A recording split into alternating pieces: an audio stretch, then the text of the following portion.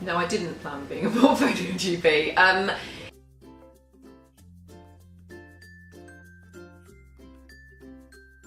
My personal definition of a portfolio career is a career that combines different roles and doesn't involve just one monolithic role as a salaried GP or a traditional GP partner role. Having a number of different aspects to it. Firstly, probably being flexible in that you're in charge of what you do in your own time. And secondly, having interests outside standard clinical medicine. And I guess that could be anything from the kind of work that I do as a GP appraiser with the CCG to medical education. I've got some colleagues who teach at the local university, to journalism, to just doing something that's a little bit different. It could be that you teach tennis or a foreign language for part of your week, or you work in a business or do something completely different. But that would be my definition, as something just extra onto doing day-to-day general practice. I really decided that my ideal career would involve a combination of acute medicine or emergency medicine, as it does now, and medical education, and of course general practice. But obviously it's very difficult to find your perfect combination at the start of your career.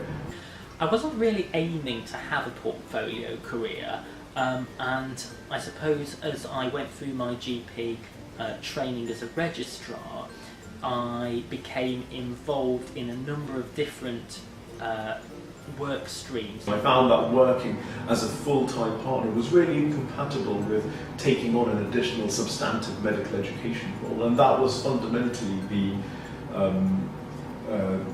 main point, or the main trigger rather, for me taking the leap from partnership to working as a portfolio GP.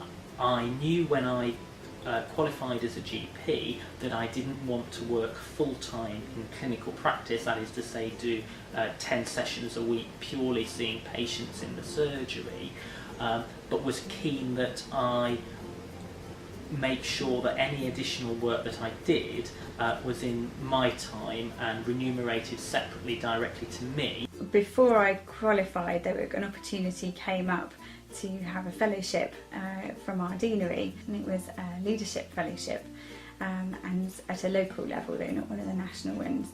And to be honest, I hadn't really heard about the LMC at that point, and what they did I didn't really know. I didn't really know very much about public health either at that point, and I found that year was actually the most amazing year of my training.